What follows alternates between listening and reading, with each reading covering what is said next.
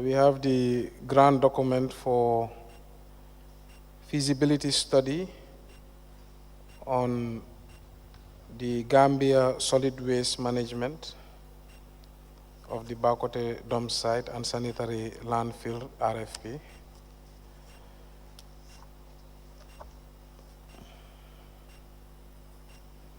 We have the grant document on building climate resilience through sustainable biodegradable waste management in the Kanifing municipality.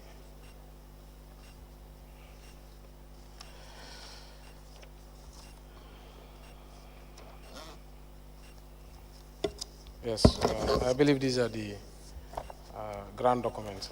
Thank you very much.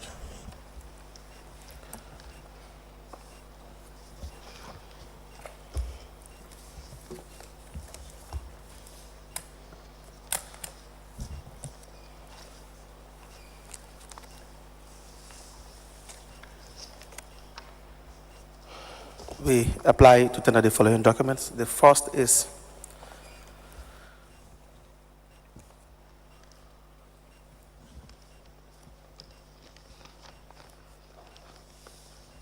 the grant contract is between KMC and Peterborough Council concerning the grant from the EU.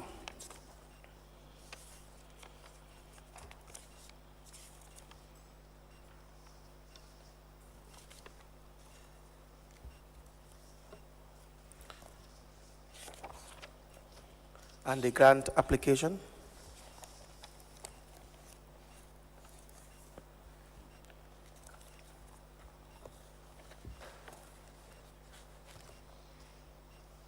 we also have a document which says the final report of the expenditure verification of the project, KETP,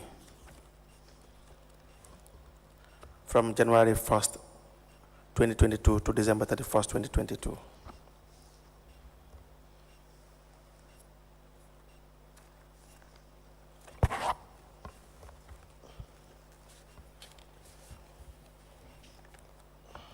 We have the BMZ document, that is the content information on the project.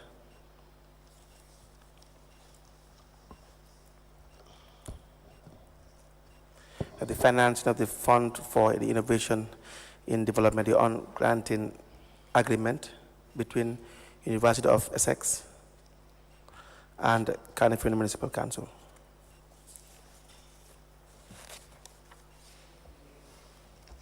We have the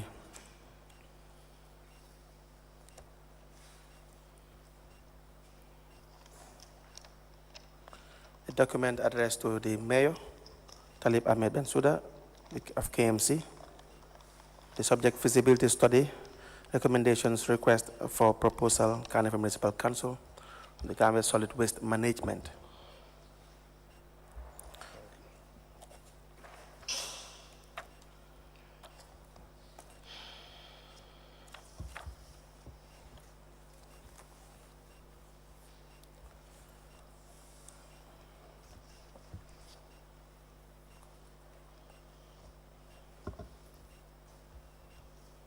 We have the final narrative report on the building climate resilience through sustainable biodegradable waste management in KMC.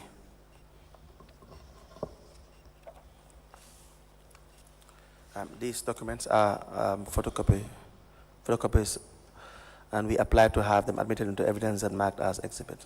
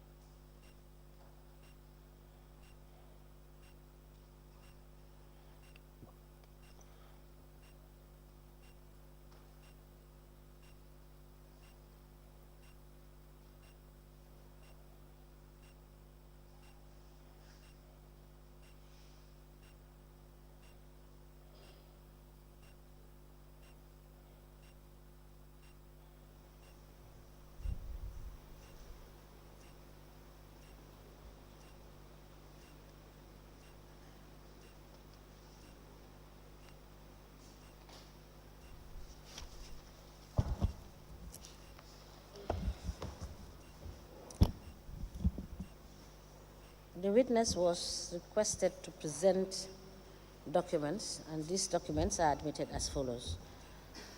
The first document is financing of the Fund for Innovation in Development on granting agreement between University of Essex and the Kanifing Municipal Council.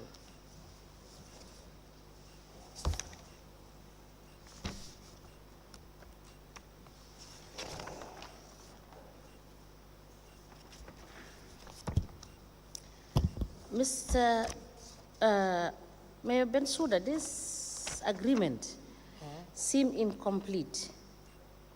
Which one? Let me give the registrar this document, and please tell us whether it's the complete document.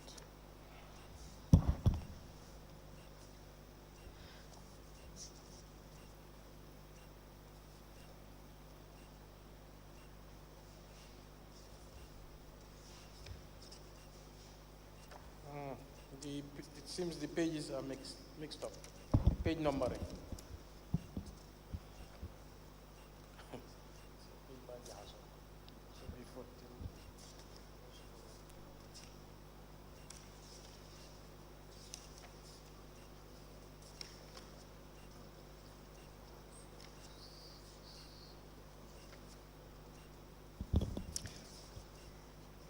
Whilst I check through, and Mayor Bensouda, Yes, yes, ma'am. while I read through, can you please remove them and reorganize Sure. it?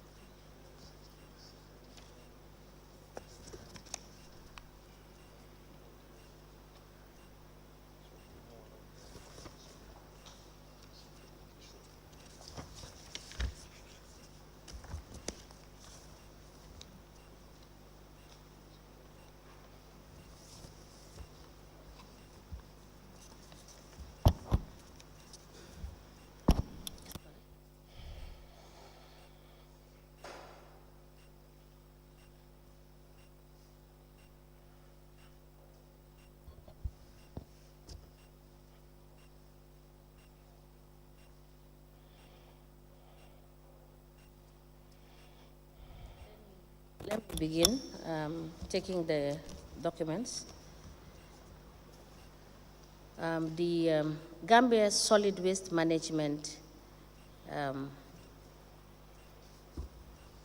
is a document from Midwest Go Group dated the 27th of September 2019. It is addressed to the Mayor TALIB Ahmed Bensouda, and it has the subject feasibility study stroke recommendations stroke request for proposal. It is signed by Christopher J. Jameson, Senior Geological Engineer, and K. Baba, Applied Physics, Space and Environmental Science for the Midwest Go Group, LLC.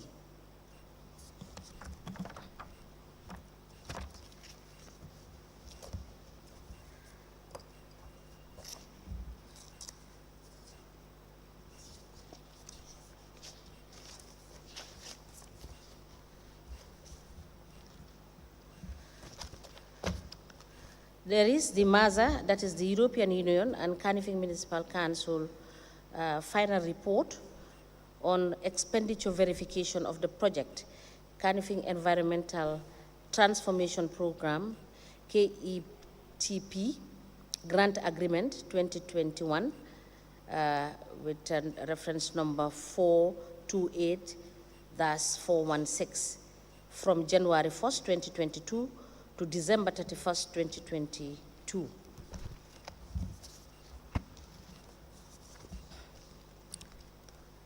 The Granting Authority, European Commission, Local Government Authorities, Partnership for Sustainable Cities 2021. This is Annex 2, that is Grant Application Form, Full Application. That is, it contains the budget lines, which reference is European Aid 171273/DH/ACT/multi.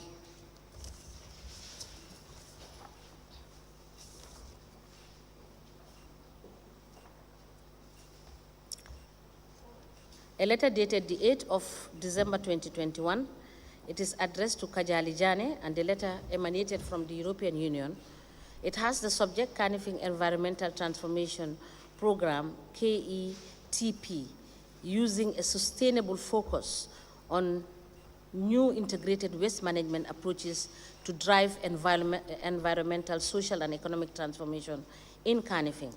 And the reference is CTR 2021/428-416, European aid, that is 171273/DH/ACT/multi, that is the local authorities. This is Partnerships for Sustainable Cities 2021.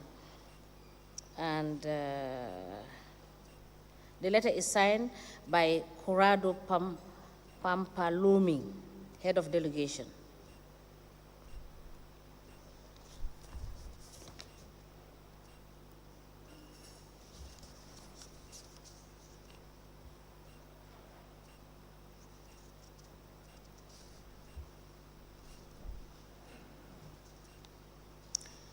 The next document is the grant contract, that is external actions of the European Union, which has reference GM-2010-GQM-2909-561268. And it's 2021/428-416.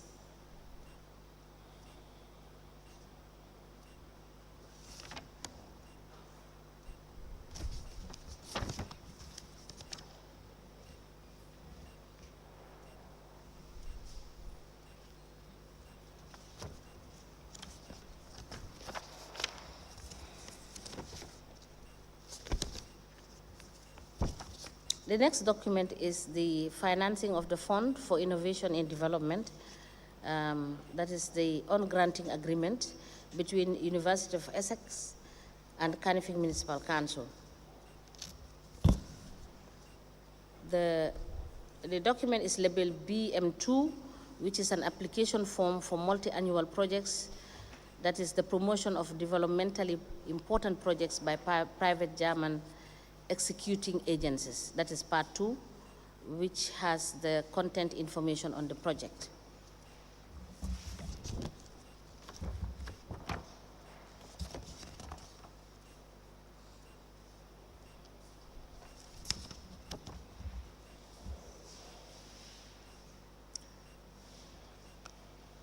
And the final document is dated the 27th of April 2021. It's the stroke 27 July 2022 is the final narrative report on the building climate resilience through sustainable biodegradable waste management in Canifing Municipal Council. These documents are admitted in evidence together in a bundle as exhibit, and they are marked as LGC/KMC/TAB/011. As the Commission places. Is that all? Yeah. No.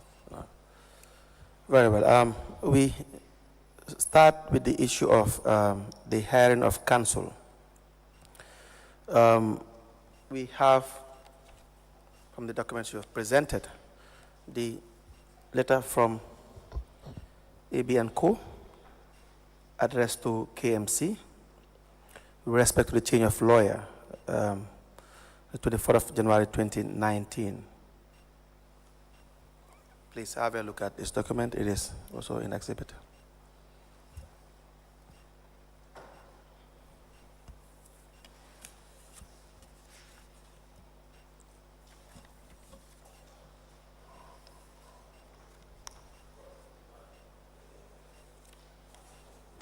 Yes. Now, 3 names were suggested to the council, correct? Yeah. Can you please read out the names of the legal practitioners? Mrs. Yasin Senghor Law Practice, Mr. Moses B. Johnson Richards, and Associates, and MB Ronke Jane Jagana, Semeka Chambers. Now, Ms. Yasin Senghor had already had affiliation with the council before this. Yes. In what capacity? She was an expert in the Appointments and Establishment Committee. Okay. Now, she eventually became the lawyer of counsel from the three lists provided, correct? Yes. Now, was due process followed in her appointment? I believe so. Okay. Now, what is the process that was followed? Can you guide us through the process that was followed? Yes, so when the recommendation came, there was a discussion at the General Council as to the recommendations. There was varying opinions. I believe one of the opinions was to also look at names outside this list. But the council agreed that the Establishment and Appointment Committee should be the authority to take up the matter. It was brought back, I believe, after 4 months to the council by the Establishment and Appointment Committee that recommended that Yasin Senghor be the council lawyer, and it was agreed by the General Council. Okay. Would that be fair? Because Ms. Senghor was also already very familiar with council members already, and in fact, we see that she do normally sit in committee meetings, one of which is the Establishment and Appointment Committee. Would that be a fair process? Yes, the establishment believe that because she's familiar with the council problems, council issues, she's better tooled to take up the job. And at the time, I believe what we thought was, because it's a specialized service, we would decide at the council level. Okay. Now, the other two lawyers, Ibironke of council and Mr. Richards of council as well, were they contacted? Do you know? I cannot say that with authority. Okay. I ask this because we do not see any evidence of these two lawyers contacted, and that this would be contrary to the requirements of the GPPA regulations, which talks about request for proposals. Are you familiar with the process to hire consultants, the legal consultants or other consultants in relation to council's expenditure? I am familiar with RFPs, although I don't deal with it, so not in detail, no. Okay, so the request for proposal, if you look at the 2018 procurement regulation on page 34, it talks about procedures for procurement of consulting services. Section 94 reads that the regulation subpart 2 present the procedures to be followed in the case of request for proposals. Method provides a competitive process among shortlisted firms that takes into account the quality of the proposal and, when applicable, the cost of the services in the selection of the successful service provider. It says 2, a procuring organization, which KMC is, shall submit a request for proposal for the approval to the authority, that is GPPA, as applicable. Was this done in this situation? The establishment was doing the process, right. So to say what was done and what was not done, I would not be familiar with that. Okay. 3 says, after the procedures for solicitation of participation, the first stage involves an assessment of quality and technical aspects of proposal. 4, in the second stage, the financial proposals are evaluated. Now it talks about 95, preparation of shortlist. 1, a shortlist of at least 3, but not more than 6 bidders who possess the necessary professional and technical qualifications and competence, financial resources, equipment, and other physical facilities, managerial capability, experience in the procurement project, reputation, and personnel to perform the contract shall be prepared. 2, in order to establish the shortlist, a procuring organization may seek expression of interest by publishing a non-binding notice with the information described in sub-regulation 1 in the local or international media, GPA's website, including in a newspaper of wide circulation or in a relevant trade publication or technical or professional journal. Now, we do not see anywhere that KMC has reached out to at least 3 shortlisted professionals, legal consultants. And so what all we see is that the council had deliberation, as you have said, in relation to who to pick.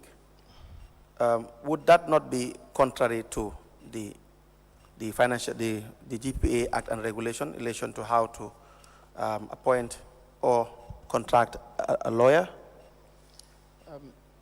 May I see the section you were referring to?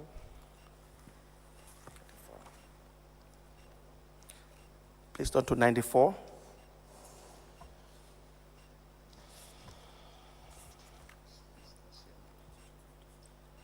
Please turn to 94.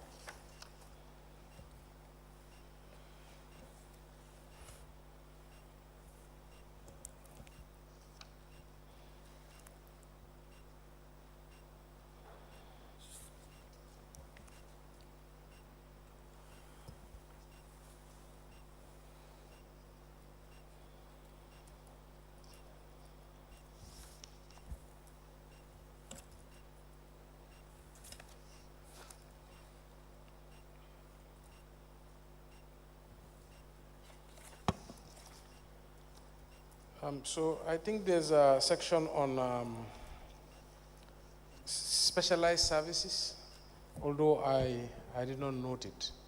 But then again, I believe the establishment committee, the council tasked them that this was the 3 people that were recommended by the lawyer.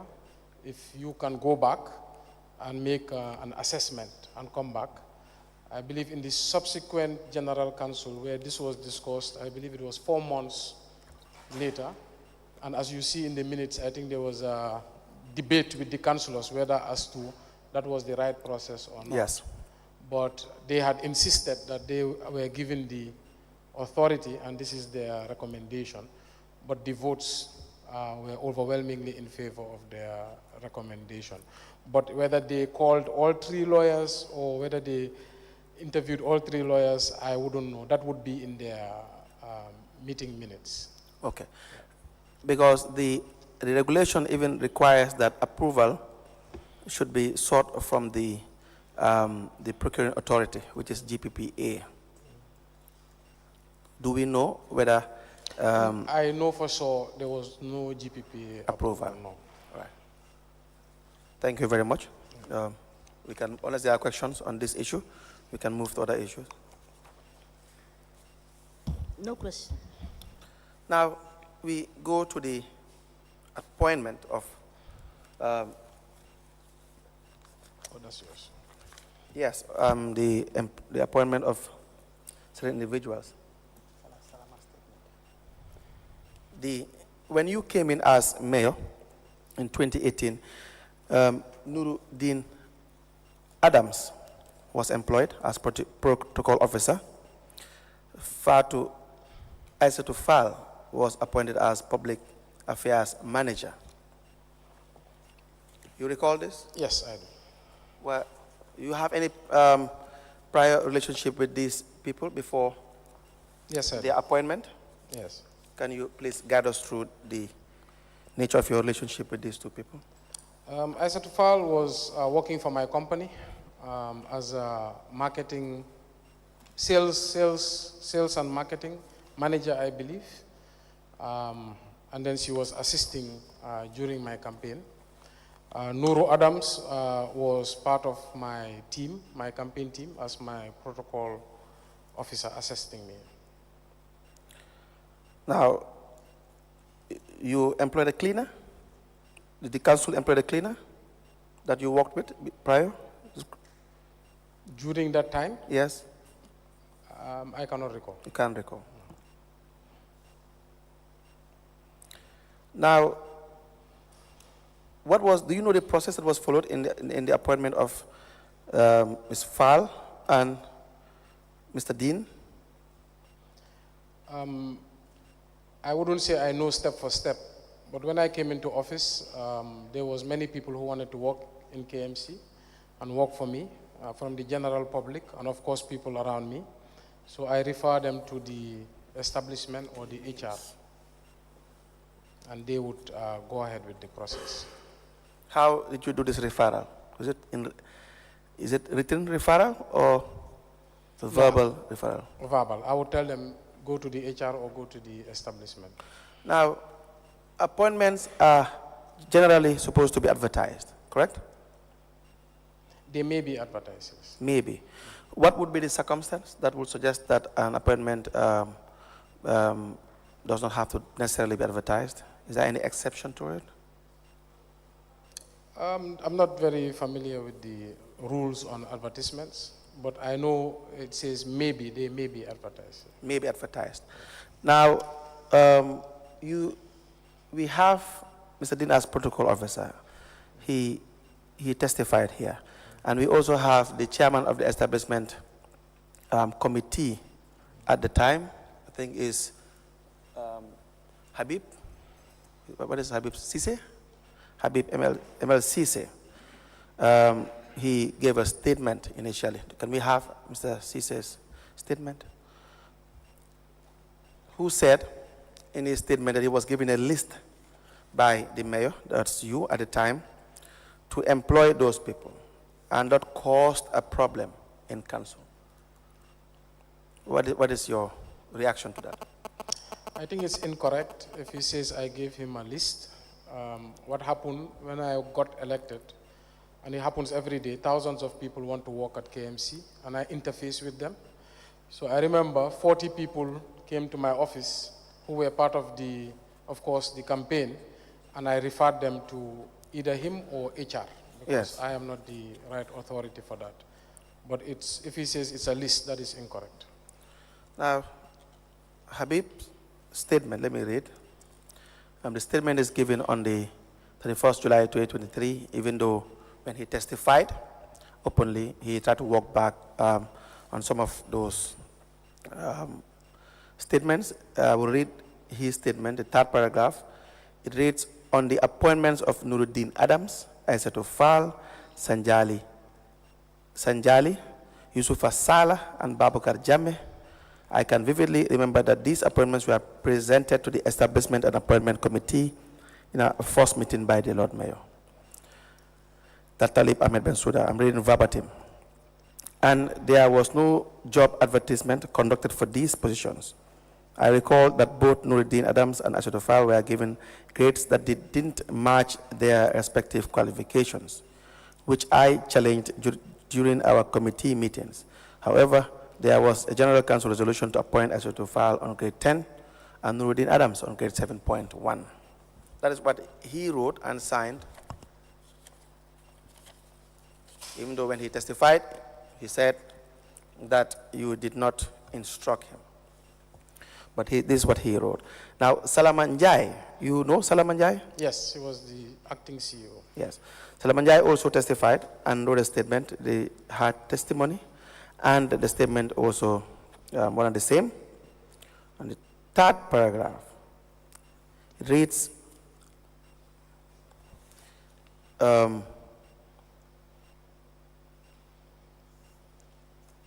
at that juncture, I asked Habib that the agenda of the proposed establishment meeting was he then handed over the paper he was holding to me. When I read the paper, it was a memo from the mayor addressed to him, Habib, as the chairman of the establishment, requesting for the appointment of Aissatou Fall and 5 others. Habib then asked me whether I knew that Aissatou Fall and the driver were coming from the mayor's company. I responded, no. He further asked whether I knew that Babakar Jammeh, being recommended for the culture and religion manager, was the mayor's uncle and a blood sister, same mother and father to the then rates manager, Ms. Adama Jammeh. I responded no. Again, he asked whether I knew that the cleaner recommended is the mayor's mother, house help. I said no.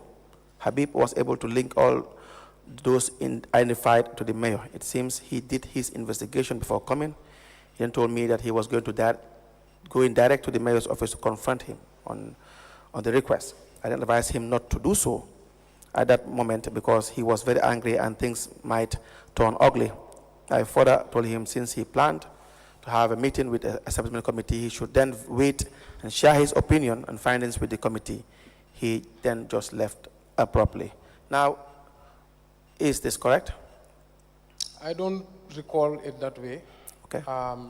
When I won my election, hundreds, if not thousands of people want to work at KMC.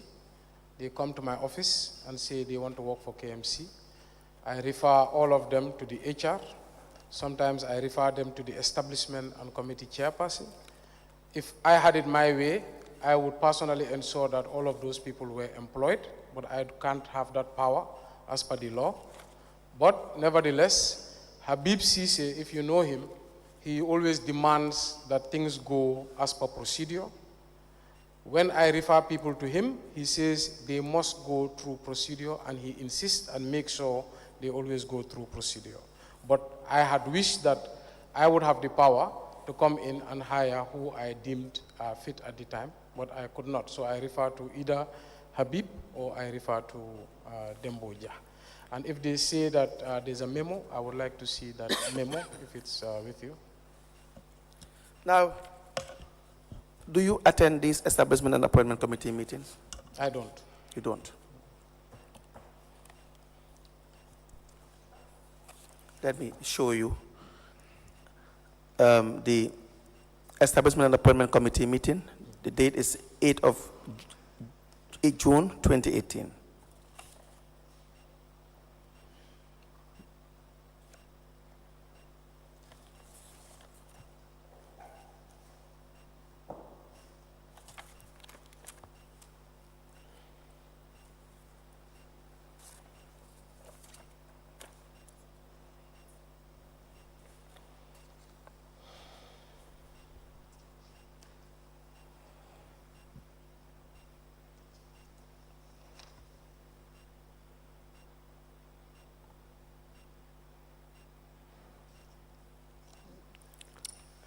It doesn't look legitimate, I don't know. Why is that? Because the clerk usually generates the establishment meeting and I don't see the clerk. And I just see a signature, I don't know who's the signature. Who is the clerk? Usman Gay. So it doesn't look legitimate. Okay. It's not the format we use for meetings. So I have a right as mayor to attend. I'm an ex officio member of all committees, but I do not attend committee meetings. Sometimes I can invite a committee to my office if I want to advise them, but I don't attend committee meetings. Now, that format seems to be the same format we have received from those who submitted these minutes of meetings. And then just to read first, Okay, I can read. Those that were present in the document we have. We will now, of course,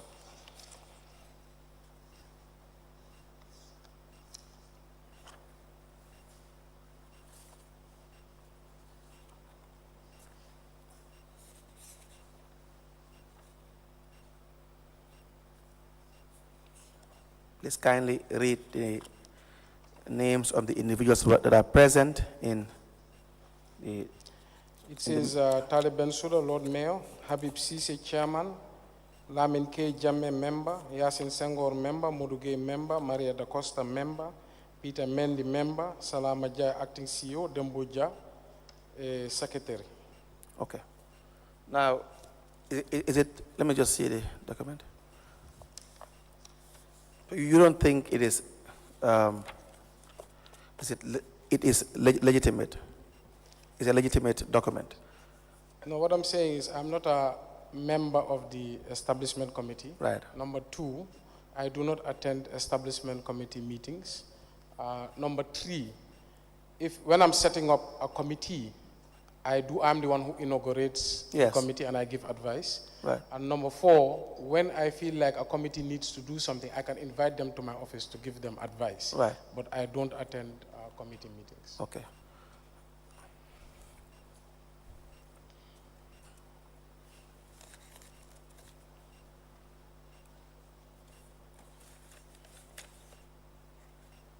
So this is signed by Habib ML Cisse. Says the individuals present are Lord Mayor, Talib Ahmed Bensouda, Habib Cisse, Lamin K. Jammeh, Yasin Senghor, Modu Gay, Maria Docosta, Peter Mendy, Salaman Jai, CEO, Dembo Jah. And the agenda item number 3 reads that the chairman of the establishment committee tenders a letter of resignation from the former PRO, Fatou Silla, and requested for circumstances leading for her resignation. The CEO replied, as per the government orders or the civil service regulation, she has the right to tender her resignation at any time with due notice. Either she serves notice or pay a month's salary in lieu of notice. The CEO informed, that's 4.0, the chairman of the establishment committee that a request for the aforementioned positions was signed off for approval.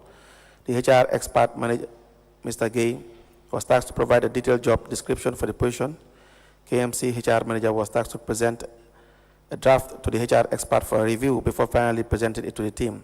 For the position of a public relations manager, the team unanimously agreed to leave it on hold until the press officer returned from vacation in the United Kingdom. This was on the 8th of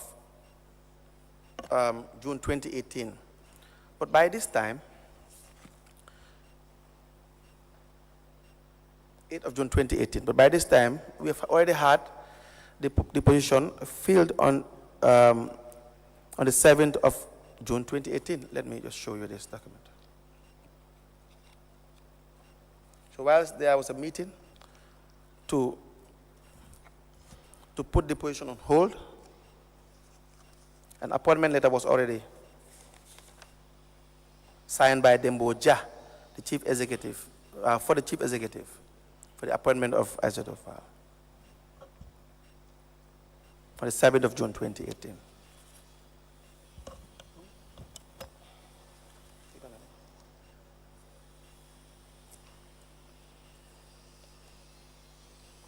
Okay, yeah. Yes, so going by the establishment and appointment committee meeting, stating that the position of the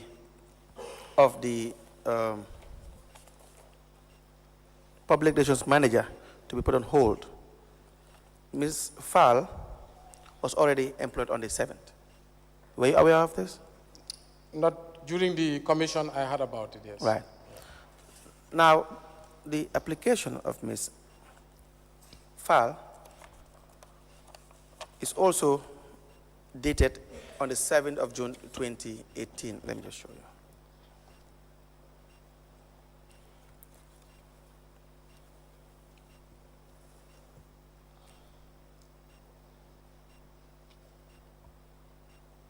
Yes. Now, it appears from the documents we have that the application, which is on the 7th of June 2018, was the same date that Ms. Fall was appointed, and the establishment and appointment committee would sit over it the following day. So it is as if the appointment committee was not on the same page with the appointing officer, that is the office of the CEO, which was signed by Dembo Jah. Is that not an issue? It is incorrect. It's incorrect. Now, the position of Aizatu Fall is, can you please read what the position that she was appointed for under the appointment letter? Public Affairs Manager. Yes. Public Affairs Manager. What grade is that? 10.1. Now, Ms. Farr's highest qualification, if I can recall, is, we see here a certificate of, before that. Is there a certificate or a diploma in IT? Would that be an ideal position for the position of a manager in the civil service? In KMC, I think there's two ways of hiring, direct entry and indirect entry. Yes. I believe if you have the prerequisite experience, Right. Sometimes you're appointed a grade above the qualification and subjected that you seek for the education. For education. Is that applicable only in KMC? I believe in our scheme of service, based on discussions I have had at the General Council, Right. Because especially in the case of Asad Fall, Right. her issue came to the General Council and it erupted into a big debate, Right. as to whether the qualification matched the experience. Yes. And I think the councillors voted that given the experience and the track record, they would approve that she continue in the position subject to pursuing further education. But she had never held the position of a manager prior to this. Correct? I think she confirmed this. She had never held the position of a manager prior to this. So the experience would perhaps, if applicable, would perhaps suggest that she had been a manager in institutions and have performed this role for a period of time in a managerial position. Do we have evidence of that? Well, like I said, I don't know the prerequisite for indirect or direct entry. What I say is that it was debated at the council floor. Right. Right during those moments, I can't remember what council meeting, but some councillors raised that the qualification did not match the portfolio. Yes. But it was overruled, and it was resolved that because of her experience and track record, she be allowed to continue the position while pursuing further education. What was her position when she worked for you? In my recollection, as a marketing and sales manager. Manager? In my recollection, but I'm not sure. Okay. I think her testimony is different with respect to what her position was, but we can always confirm that. May I please have that document? Is it not proper that individuals that are appointed will have the academic qualification to hold the office that they occupy as managers? It depends. It depends on whether they were taking indirect or direct entry. Okay. And the indirect entry would be, how would you describe the indirect entry? So there's council staff that are recommended by the establishment committee, and in their recommendation they will say, this staff does not match the qualification as per the scheme of service, Yes. but because of their track record or because of their experiences, we would recommend that they be hired, I think, through indirect entry. But the schematics they use, the points they use, I'm not too familiar with it. Can you please avail to us the scheme of service? I don't have it with me right now. I think Yes. I gave it to, what did I give to Madam? I think HR audit. HR audit. Okay, I will try to ask them for the scheme of service. Please do that. Yes, I think it's exhibited, HR audit. Can we please say it? Now, the same as well with Mr. Adams. Yes. Mr. Adams too was employed. We just Yes. find out from Mayor Bensouda, you recall that the LGSC, that is the Local Government Service Commission, is mandated under the law to appoint people at a certain grade level. Yes. And for this particular employee, she was not appointed by the Local Government Service Commission. Yes. So would you agree that that was wrong for the council to have made, or the establishment committee to have made that resolution in the first place? At the time, there was no local government service commission. I was the one who even brought it to the attention of the minister. He did not institute local government service commission until 2019. So within that period, only the councils were doing their hiring. Also, during that period, we did not have access to the scheme of service that was used by the, Public Management Office. But now we know that because it was not gazetted, there was no legal notice. So that's why our council took it upon ourselves to make our own scheme of service. But there was no LGSC. Thank you. You can proceed. Now, you are aware of conflict of interest in appointments, that appointment of staff should be free from conflict of interest, correct? Yes. Good. Now, the idea that the individuals that are mentioned worked for you or had a relationship with you, do you not think that it was just prudent to have their appointments to go the normal and usual way? I think for them, there was no conflict of interest. I knew them. I know many people who are employed by KMC. The fact is whether I am directly part of the hiring or not. What I would have loved is for the people I wanted, including them, to work. That's the total honesty, to work for KMC. But like I said, the establishment committee insisted that no, it has to go through process, and it did. Now, the appointment of, example, Nuruddin, he confirmed, he said that I had even taken part in the campaign of the mayor. We think the appointment was a fair process, that there are, of course, hundreds of Gambians who would have be qualified to hold these positions, and the same with the public relations officer or manager. Do you not think there should have been a fair process, advertise these positions so that people can apply and fill these positions? So thousands of people have campaigned for me. Even more thousands have voted for me. And a lot of them have wanted work at KMC. I've received thousands of applications, but only few. Like there was a case, Maria Maba, yes, Fatmata Mane, they all applied, but they could not get the positions, and there's many, many more. So it's just the lucky few who can make it through the process. Yes, that is why I said, would it not, since it's a public service, and it is supposed to be an employment open to the public, advertisement, you'll agree with me, it's supposed to be a general rule that people have equal opportunity to apply for these positions, and we have the most qualified to fill our public space, because they don't go through elections for these positions.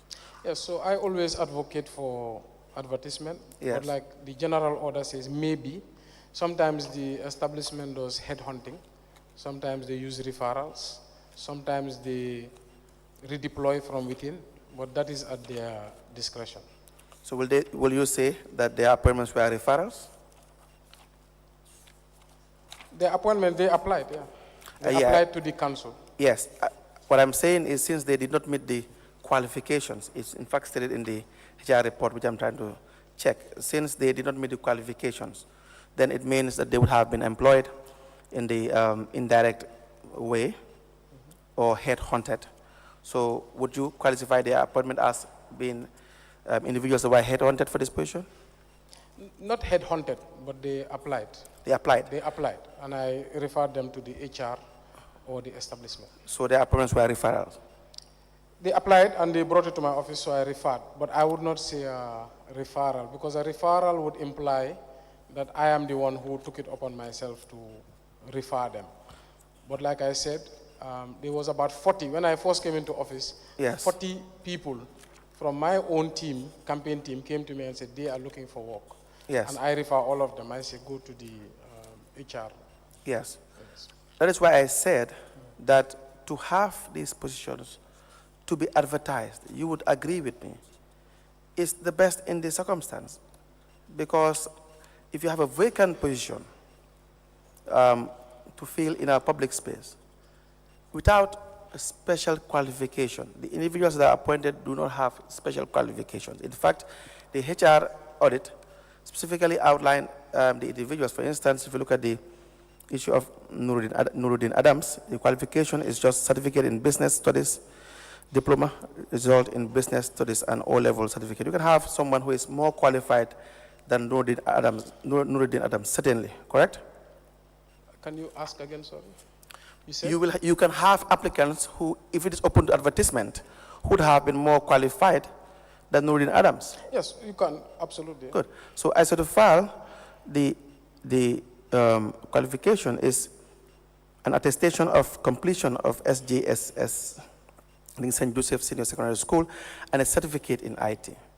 Certainly, for a manager to just have a certificate in IT, that would not be the requisite academic qualification necessary, and it's also flagged by the HR report as well. Correct? Yes, the matter was discussed and debated in council. And the matter was discussed and debated in council. Yes. But if I may add, right. Usually when you're recruiting, even in the private sector, right. You can do headhunting. Yes. And of course, you can, just like in contracts, you single source. Yes. Sometimes you can get somebody with the right experience, right. even without the prerequisite education. That's why we ask them to go back to school at the General Council. Yes, I agree, 100%. But if you headhunt, it means you're going for the best in a certain position. You have identified that to rule out advertisement would be to know that there is somebody who just stands out. And we know Mr. X is extremely competent, has a proven track record. And there would not be any doubt, reasonable enough, to question the experience and the qualifications of the person. So is that not the place and time as to how or why headhunting should be done? Well, I don't think there's a general rule to it. That's why I say it's at the discretion of the committee. When they do their interviews, they're the ones who will look at their different scoring. Now, when HR flagged it, was an action done? Yes, it was discussed at the General Council. I remember it was a contentious issue. I think you have the minutes where the councillors agreed that, okay, these may not have the right qualifications, but given their experience, we would resolve that they keep their positions and upgrade themselves. Yahya Jammeh, is he related to you? Yes, he's my uncle. Okay. Now, Yahya Jammeh as well? Yes, he's my aunt. Okay. You can't recall whether you have any cleaner with you? No, I cannot recall. Can't recall. So, was Yahya Jammeh employed subsequently? Initially, yes. Okay. So, you think it's coincidence that all these three, I'm just say 3 or 4 people, were employed without your influence? Yes, Yahya Jammeh was working in council since 1988. Not Yahya Jammeh. Well, you mentioned her, that's why I want to clarify. Yes, go ahead, please proceed. Yes, Yahya Jammeh has been working in KMC since 1988, right. When I was 2 years old, and she's been there for the longest. Babukar Jammeh, initially, who was employed by council, I asked him to resign. I think he was there for less than a year. I called him to my office and I said, look, I know you've been employed, but you are my uncle. I would not like you to stay here. So I asked him to resign and I employed him directly through my NGO. So those are the 2 ones. Yeah. No, now, Babukar Jammeh, we have Nuruddin Adams, we have Ms. Fall, I think one other. I think the cleaner, which we don't have the name.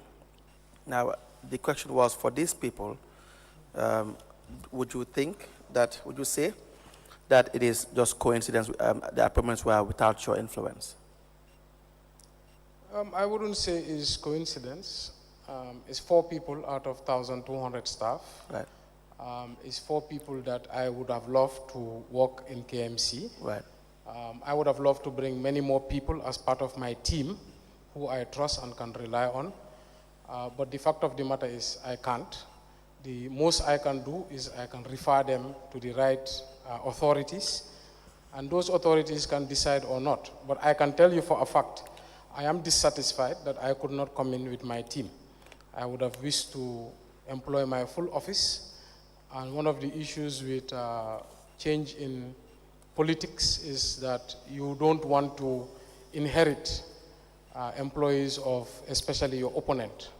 So there's a trust issue there. So like I said, the establishment committee chairman was adamant and insisted and had his way to make sure that everything goes through process. But the norm usually in the world of politics is you come in with your team. Yes, but everything didn't go through the normal process. That's the issue. The committees are answerable to council. They report to council, correct? Yes. Yes. And so council would have to exercise its oversight function over these committees. Is that correct? General council. Did the council exercise oversight function on committees? Yeah, I said these committees, various committees, are creatures of... report to council. Yes, exactly. They have to report to council. Yes. And so in reporting to council, council can fact check what they do to see whether it is in line with procedure or not, or regulations or not. Is that not the case? It's not the case because it is very difficult. Because, you know, council are councillors and they entrust these bodies to act. Right. If a councillor, and a single councillor detects that maybe a process was not taken by a committee or a committee did not do a job, then they can report back to the council and say, I object to what this committee does. But if that doesn't happen, council as a body cannot exercise oversight on a committee. But then they should. It's difficult is one aspect of it. Yes, so in the practical application, yes, the functions are just, the ability is just not there. The ability is not there? And it's not there because, you know, the councils in Gambia, especially the office of the clerk, is not very well equipped. But in other countries, the policy-making arm should have a lot of staff and the ability to detect compliance issues. Yes. Yeah. So the idea that the capacity may not be there, or the structures may not be in place to detect is one argument, which may be convincing, but the responsibility is still that of councils to perform that function. It's expected that they would have the oversight function and they would perform that. It's the first time. It's the first time I've ever somebody has ever brought this up.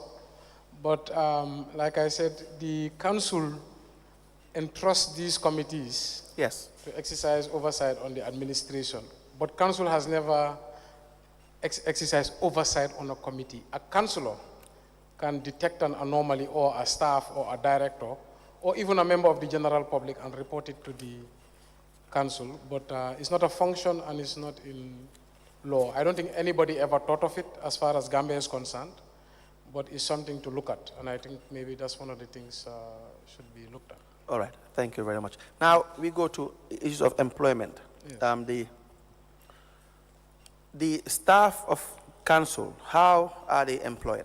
When you came in 2018, what did you find on the ground in relation to who has the power to employ staff of council? I mean, the CEO down. Yeah. So when we came, there was a lot of movements made by the interim body. I think they were acting more of an executive than a council. Right. Now, the first thing we were struggling with is no scheme of service. The HR office was not well equipped, so it was how to get started. So we constituted the committee to sort of guide us, and the HR expert suggested we do a HR audit to understand what is in the staff, the square pegs in round holes, etc. Now, at the initial time when I came, the CEO was doing all hiring as far as, I think, daily pays are concerned. This is irregular workers. And the establishment was doing absolutely all hiring, top to bottom. There was no limit. Then at some point, they started coming to the council for approval. And then after the local government service committee, sorry, the local government, yes, service committee was instituted in 2019. And they wrote to all councils that hiring should cease. I remember that, I think. And then they made a tour to all the councils to do a familiarization tour. And then right after, they wrote another letter that CEOs may hire up to grade 5. Yes. And then subsequently in 2023, I think they reduced the CEO's limit from 5 to 3. 3, yes. If I remember, yes. Yes. Now, in 2019 is when we have the Local Government Service Commission being established proper, correct? Somewhere around there. Yeah. Okay. Now, so from that moment on, they would be dealing with all employment of council, correct? Yes, the establishment would do the work and then they should recommend to the service commission. Now, we see there were periods beyond 2019 that contracts were given to various individuals. Yes. For instance, we have Kan Mustafa Kanye. Yes. We have Yahya Jammeh, we have Sehu M. Sabali, and a lot others. Now, I have the contract dated the 1st of October 2022 for Kan Mustafa Kanye. We have 10th February 2022, appointment on a contract for Kan Mustafa Kanye. We have 14th of January 2021, appointment on a contract for Kan Mustafa Kanye. We have Yahya Jammeh, 1st of February 2021, 10th of February 2022, 30th of September 2022, 30th of September 2023. We have contract renewals for COM Sabali, 10th of February 2022, 30th of September 2022, February 6, 2019. I will want you to take a look at this document.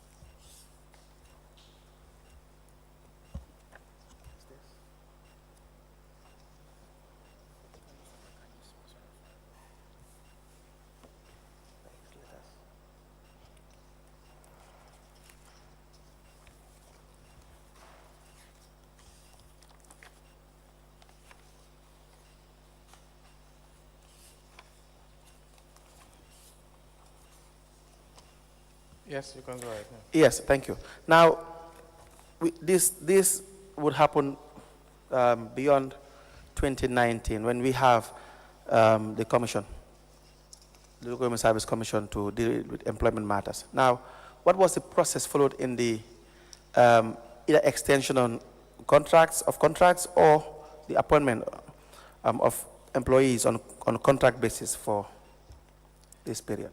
Yeah. So these characters, the issue frequently came to the council floor for debate. On the issue of Kan Mustafa Kani, I think I already said how he came to the council. When his initial contract expired, I believe the debate came to the council because everybody found him effective on the ground. He was very good with dealing with the locals in terms of the communities in the markets, dump site, etc.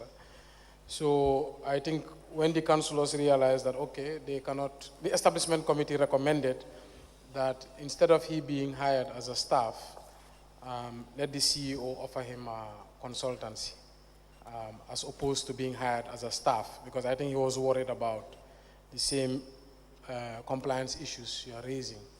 So as you can see in the various contracts from the initial one, he was employed as a consultant through the office of the CEO. On the issue of Sehu M. Sabali and Yahya Jammeh, these were mostly from the Directorate of Finance. Our opinion, I remember, as policymakers, no staff should be indispensable, and we must focus on sustainability. Yes. But the same request would come year in, year out from the finance director that one, Yahya Jammeh had institutional memory from the 80s, which is not something that we were I'm even proud to say, because the metric system and the database should be the memory. But he always spoke about the transfer of properties and not enough paper trail, lost records, and she had that memory. So it was a debate in every general council. For Sabali, again, he would raise the same issues. So most of those recommendations were coming from the Department of Finance. Now, to your answer directly, they were bringing it to the General Council as a contract extension, because I believe, according to them, it did not need the Local Government Service Commission, because these were staff of council already. And according to them, if I remember, they are entitled to 2 years contract extension up to 3 times. I remember that was the debate that was brought there. They said they are entitled to 2 years contract extensions up to 3 times, which is 6 years. Yes, but the question is, who has the authority to award either contract extensions or award contract employment on contracts during this period? Yeah, the authority for employment Yes. And staff matters above a certain grade is the Local Government Service Commission. Right. But like I said, on the issue of these two characters, their argument was that they are already staff, and that was within their authority at the time.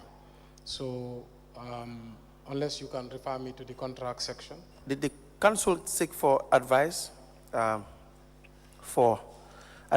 relation to the employment? Because there is nowhere that we see that gives either council the powers or the CEO or any CEO the powers to employ people on contract. I think what the CEOs have is that during this period that they can employ people grade 3 and down, which is very specific, very clear. So now, on that time, I think it's grade 5 and down. Okay, so grade 5 and down. All of these guys were above grade 5. Yes.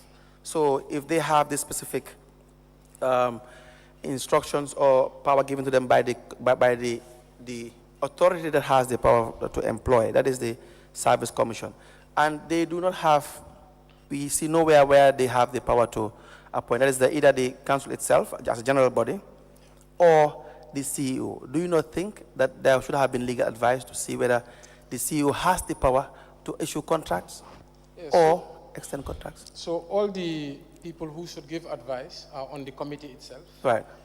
That's why we rely on their expertise. Right. The CEO also sits there, and they consult with the lawyer frequently. So that's why I said when they come to the council and make a recommendation, it depends who raises the questions, but Yes. for the most part, we trust that they have sought the advice of their experts. Because the appointment on contracts will still fall under employment, correct? Yes, they all fall under employment. Which the General Council as a body does not have the power to deal with employments of this grade above, correct? Yes, it should be referred to the Service Commission. Service Commission.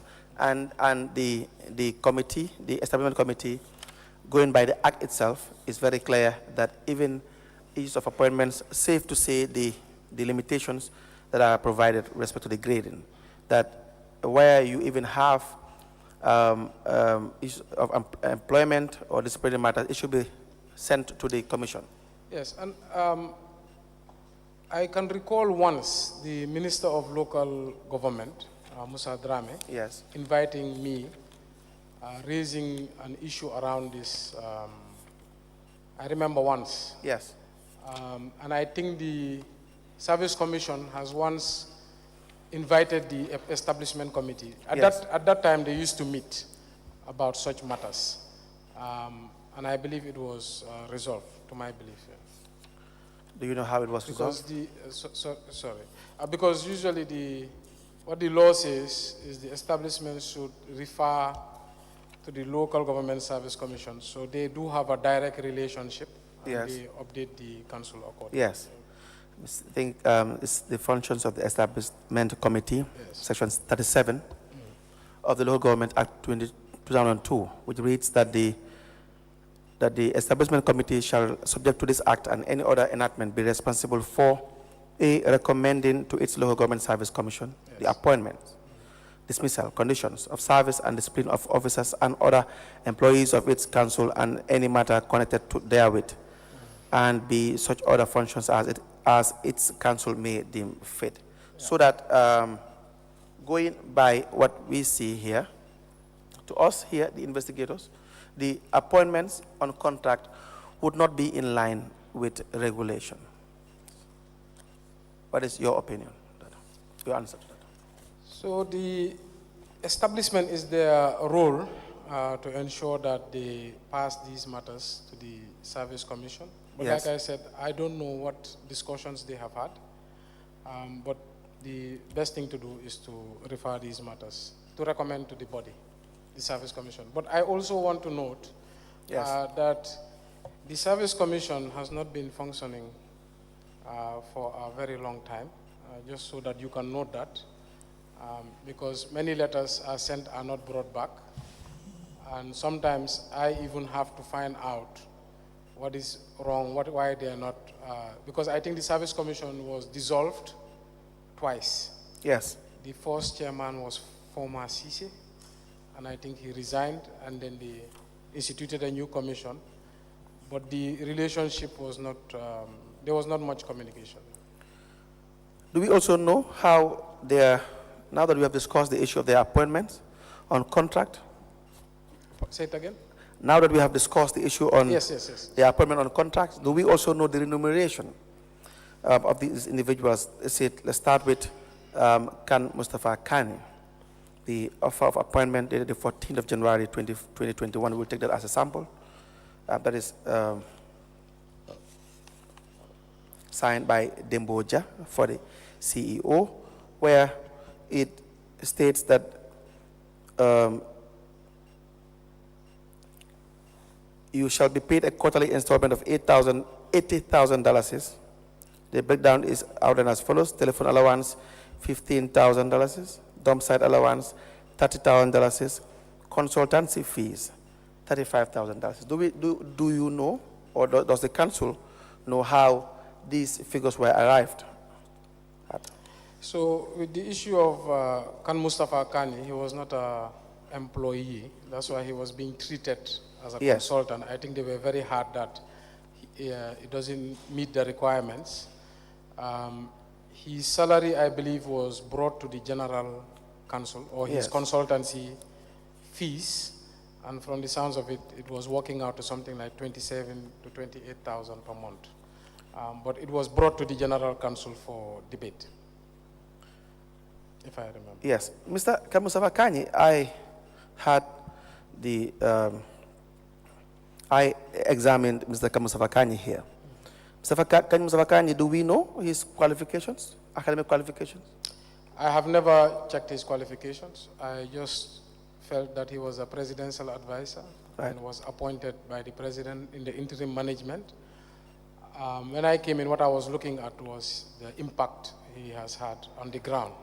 That was my concern. But in terms of the technicalities, that was the establishment. Mr. Mustafa Kani, if we have him referred to as a consultant, what would that be? What kind of consultancy? So I believe we have used Khan Mustafa Kani in 3 areas. Right. I believe one was to regularize the market, which was quite disorderly. A lot of leakage, a lot of poor management. At some point, we found a use for him for recovering very hard to recover debt. And I believe he helped to recover 21 million from NAWEC, and a lot of, I think 7 million from another big businessman who I cannot name. but these were bad debts. Then at another point, I believe we have the most notorious dump site in the country, which was burning frequently, and we needed a hardliner because there's so many stakeholders there, from scavengers to neighbors, to people who melt pots, donkey cart drivers. So 300, 400 people make a living from the dump site, so we needed a hardliner.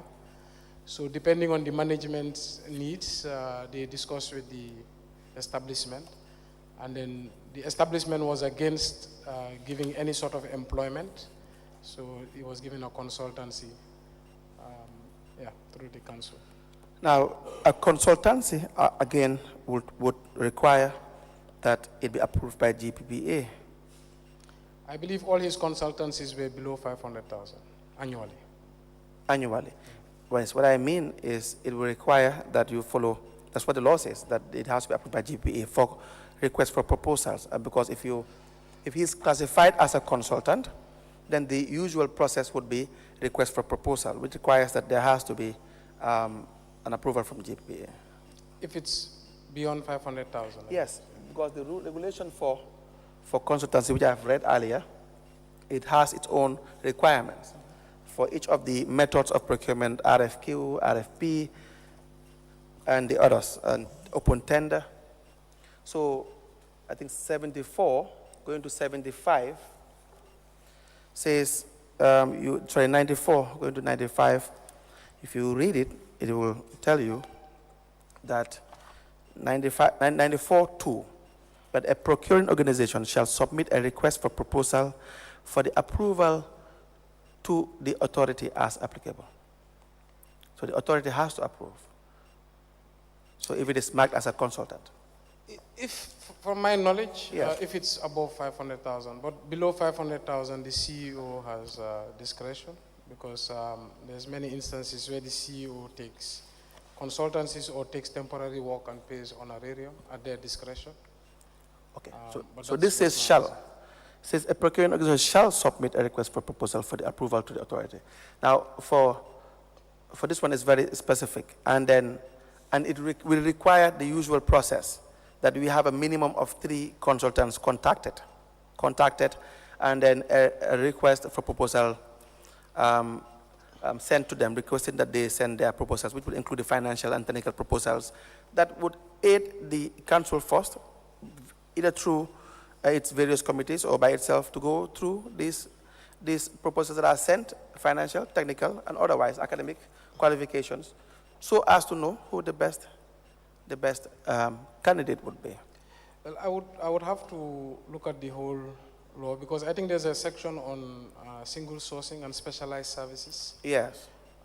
But like I said, as far as the council is concerned, below 500,000 is the discretion of the CEO, and above it is between the council and GPPA. So single sourcing 2 still talks about emergency situations. For instance, it says on page 46, section 46, if you go by the 2022 Act, Gambia Public Procurement Act, which is this is an exceptional non-competitive procurement method that can only be used under these following conditions, irrespective of the estimated value of the contract. So, A,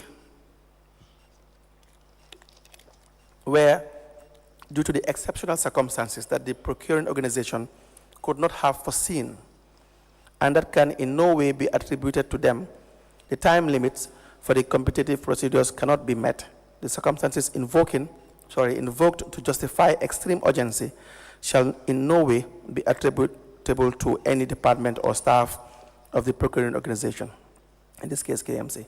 B, where for technical reason or reasons involving the protection of exclusive rights or proprietary goods, services, the contract can be awarded only to a particular economic operator. Standardization of equipment or spare parts to be compatible with existing equipment, and the list goes on. Or C, for such to be justified, the original equipment shall be, it goes on. So for consultants, the requirement as well would be for minimum of 3 to be sent. But we do not see any, be it as it may, whether it is for through single sourcing or otherwise, we do not see any procurement process followed in this. Is there any area on specialized service? Sorry, I don't have the GPP Act. The GPP Act. Please, you can check it. Let me ask my junior to check it. But at the, just to summarize the issue. Yes. It was at the, like I said, discretion of the establishment committee and Yes. decided on the council based on a specialized operation we required at the time. Yes. And he was the only man who was equipped based on our understanding. But Mr. Kanye, my issue with Mr. Kanye is he does not have, number one, the academic qualification. I told him this, but I am repeating to you. He doesn't have the academic qualification. Mr. Kanye does not have special skills. No evidence of special skills. I'm not saying whether the issue with respect to him being effective on the ground, that's subjective, based on how KMC or the appointing authority sees it at the time. But if you do not have special skills, that is obvious to anyone who would scrutinize you, like in the case that is happening right now, and you don't have the academic qualifications to do this. You have risen to the ranks of a manager and been paid substantially well. That's the case of Mr. Kanye. Then, is it the case that it was either almost impossible or extremely difficult that you can have somebody with the necessary qualifications who will also be as effective or even more than Mr. Kanye? So, I don't know where they found Mr. Kanye, but what I can attest, Right. He's one of the most operationally effective and proficient characters you can find in this country if you need things done. When he came, we had a similar doubt as to qualifications, etc. Right. But then we saw the rationale behind the appointment from the OP. And I guess the council, you know, these issues are always debated at the council floor. Right. And there's many councillors like yourself who look at the, you know, the regulations and they look at the requirements.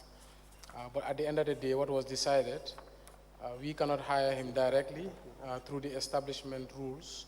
So let the CEO, through his ability to hire consultants, use him. But I believe he has been one of the most effective operators I have seen in this country.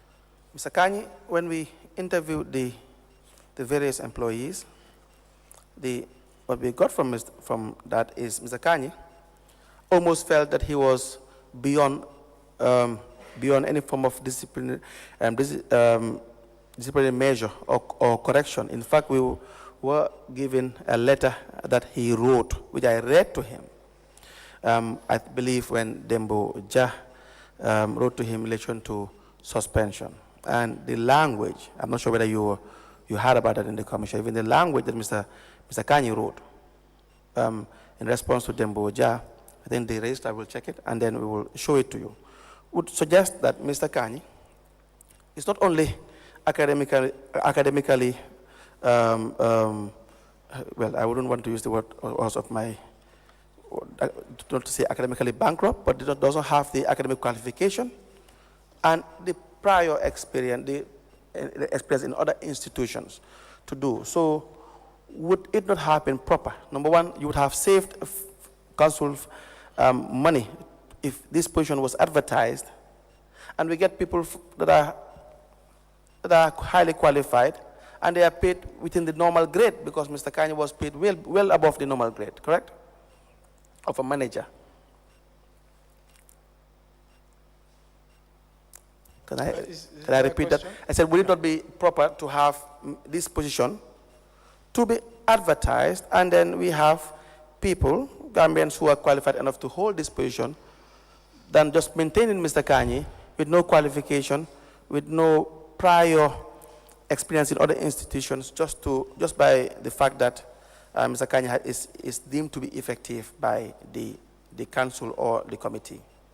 No, he had a prior experience. Like I said, he was a presidential advisor. I think that's the highest office in the land. He was also appointed by the president as an interim manager at the interim management committee. So I believe the track record is there. Now, in terms of what I can tell you, effectiveness on the ground, which education does not necessarily give you, I know 21 million owed by NAWEC, which was outstanding for several years. He was the one who was able to get it. There was another 7 million owed by another businessman that almost went dormant. He was the one who got it. He regulated our markets. Our markets were very tough. We faced a lot of strikes, criminality, break-ins.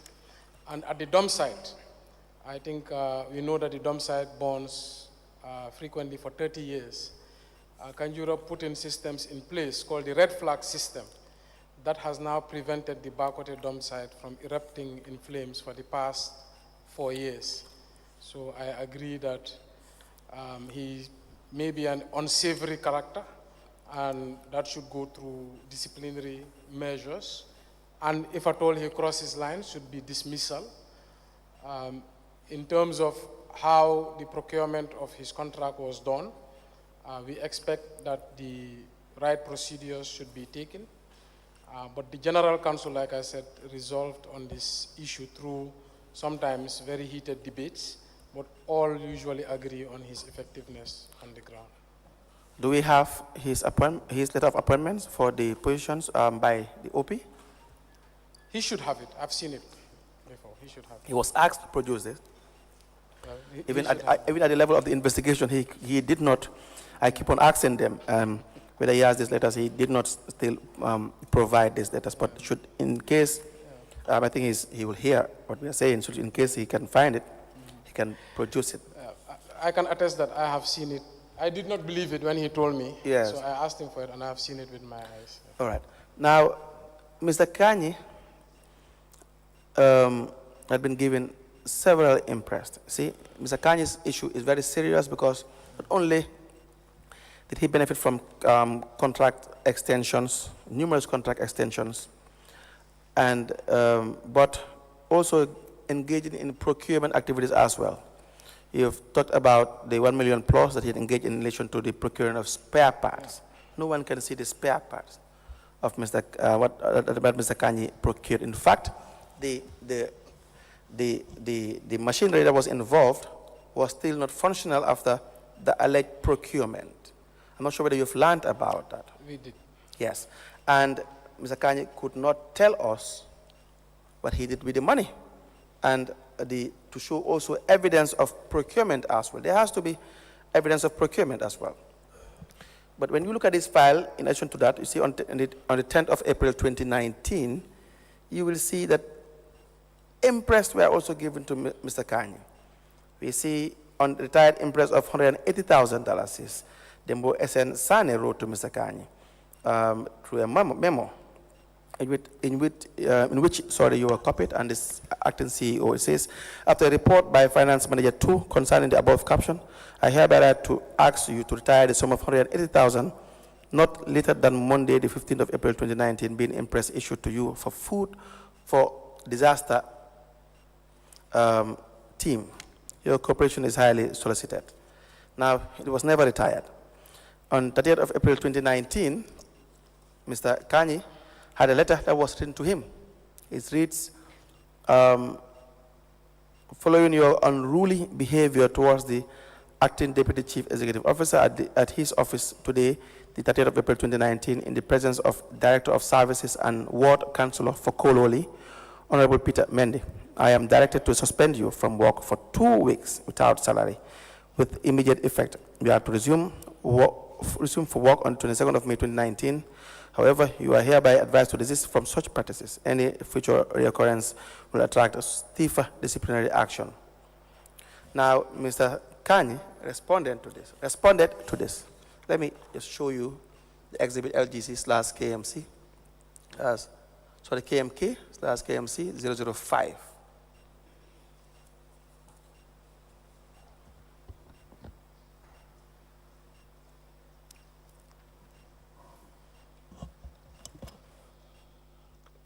The letter is cut.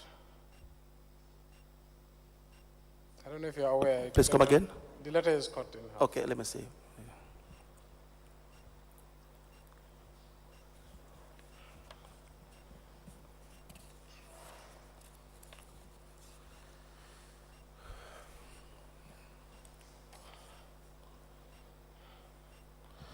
Yes, yes, that's true. I'm not sure whether we have another copy. Yeah, so this is the one we have, signed by Mr.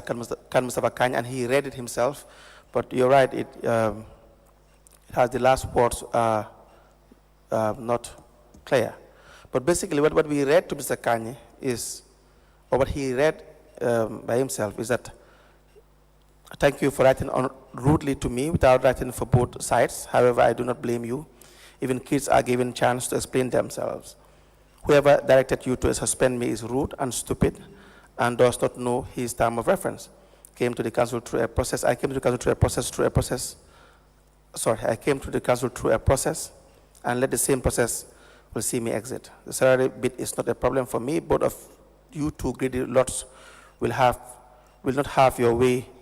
And as I am here, you will not have your way once more. Truly, you are all cowards, and I hope you remain cowards. I will use your original letter as a toilet paper for my next visit to the toilet. Mr. Kanye's behavior, from the interviews we had, is just unacceptable in an institution like this. It is. So I'm not sure whether this issue between Mr. Kanye and the administration was put to your notice, because I see that you're copied. I'm not sure. I'm not copied in this letter. Okay. But the other disciplinary letters sent to him, you were copied for? Can I see that one?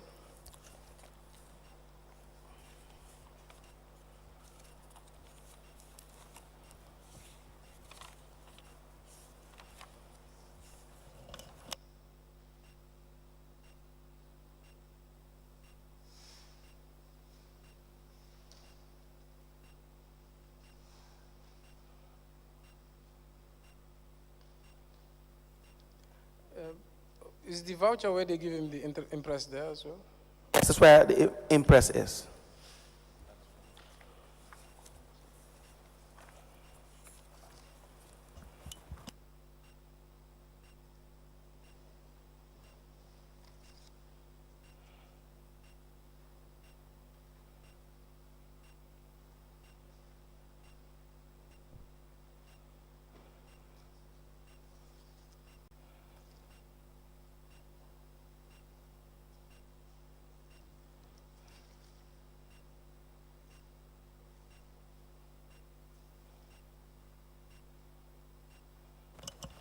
Sorry, I don't see the impress for the honor, and I just see the demand from the Mr. Kamara, accounts. have the witness too.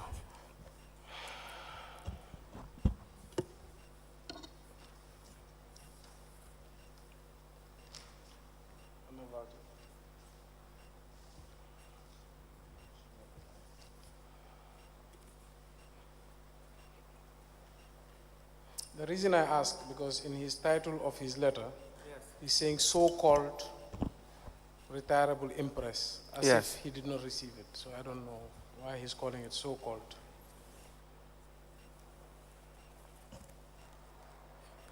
Yeah, so the letter I read or referred to you was the letter from the Director of Administration to Mr. Kan Mustafa Kany, Overseer of Compliance.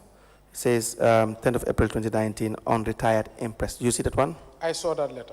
Okay. Now in his response, he said, in his title, if you look at it, it says so-called retirable impress. Yes, that is Mr. Kanye's way of writing. Yeah. So that's why I say it's as if he's giving doubt to the fact that he was given impress. So that's why I said, can I see the voucher? Yes, we don't have the voucher. Okay. We're just examining the language, and also the communications from the CEO, who just wrote to him in relation to impress that he purportedly should have retired. Right. And the response from the administration, from Mr. Kanye to a higher authority would not be proper under this circumstance. It is a terrible letter. Yes. Any questions? Otherwise, that's all for the first set of issues we have for the witness. You may proceed. We are done with the witness with respect to the issues that we have for before 1 o'clock. Mayor, the documents you submitted, Yes. which you were asked to produce, Yes. I perused through the documents, but for the EU grant, which is the 3 million, Yes.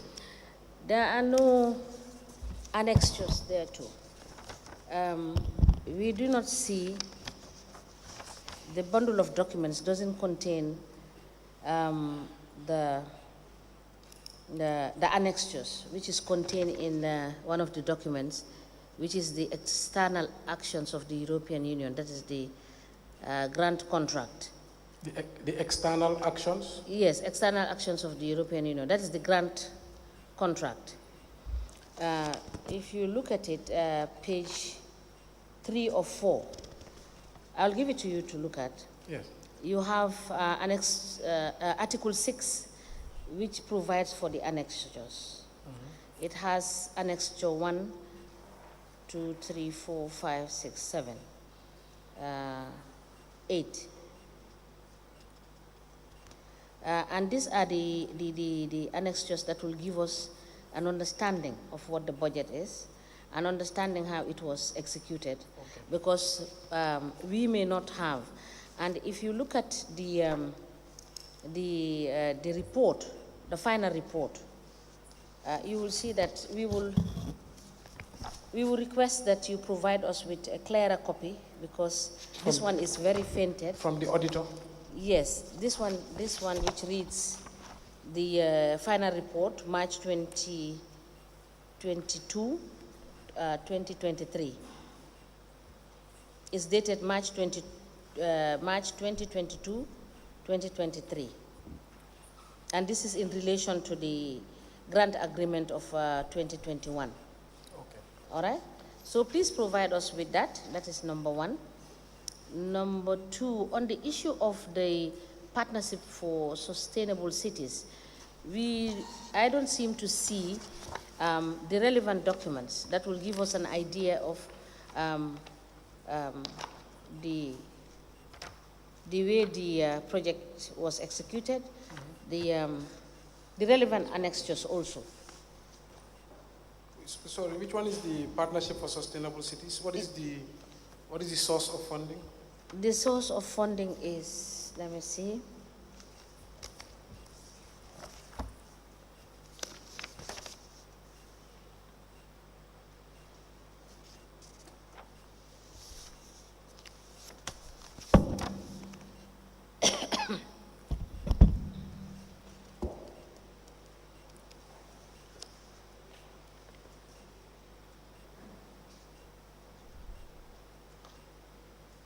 I believe is the 537,465 euro, and this is also an EU. Is it the BMZ? Yes. Does the topic say BMZ? Yes, BMZ. Okay, it was BMZ. Yes. BMZ, which is Sustainable Waste Management to reduce child rights violation at the backwater dump site. Yes, the reason because it's implemented by SOS. So SOS. we are beneficiaries of the project. All right. SOS is the implementer. And how did you partner with SOS? So we... Were you paid? Were funds paid into your account? No, not to KMC. Not to KMC. Yeah, so we co-authored the project. Project, okay. Because SOS is affected by the backwater dump site. Yeah. So the project is for the backwater dump site.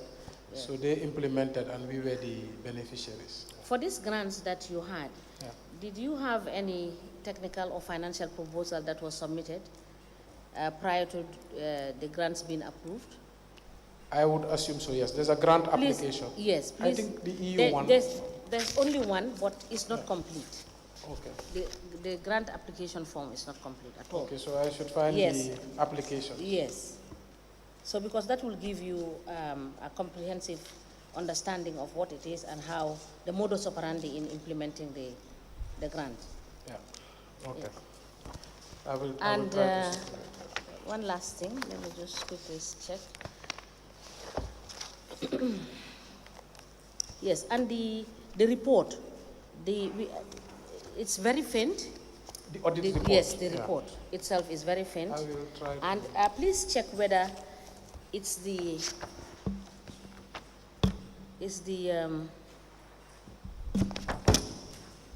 complete.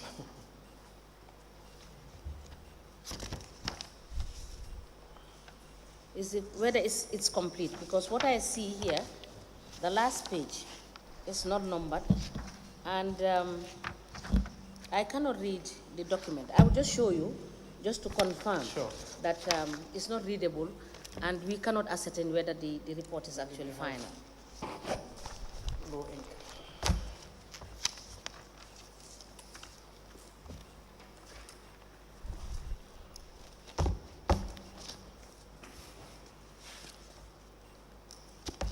If you look at the last pages,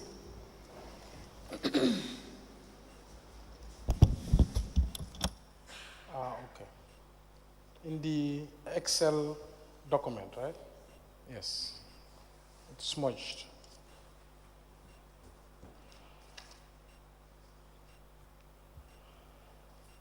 The financial report. yes. And did you, this final reports, were they jointly done by your team? No, so this is an external auditor Yes. hired by the European Union Okay. to audit the project team.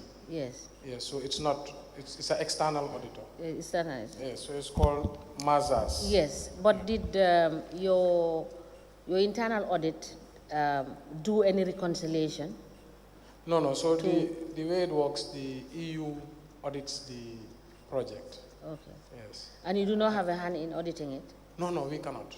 You cannot? Yeah, because that's why the EU hires an external. I believe this auditor is from Senegal. Yes. Yes. All right. Let's have the complete document so that we can have a proper understanding of all of this. So Thank I you. believe this one is the financial reports that are faded. Yes. Okay. And the other one is the annexures. The annexures are not here. Okay. Okay, I'll try to. Council, do we go for break? It's almost break. We may rise.